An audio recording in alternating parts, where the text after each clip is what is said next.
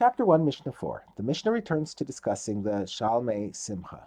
The Torah states regarding these three festivals, "And you shall rejoice before Hashem your God." Deuteronomy chapter 16, verse 11.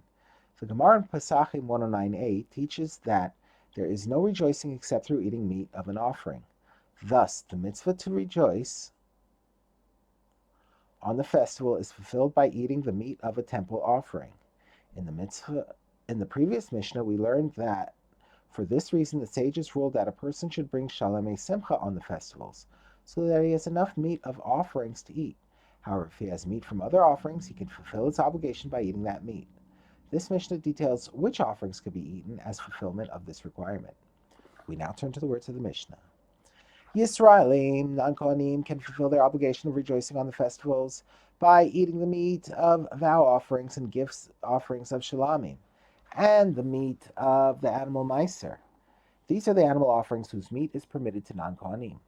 In addition to these, Kohanim could fulfill the obligation by eating their portions of the following offerings: the meat of the chatas and asham offerings, and the meat of the bechor firstborn offerings, and the breast and thigh of shalamim offerings. The meat of all these offerings is permitted only to Kohanim.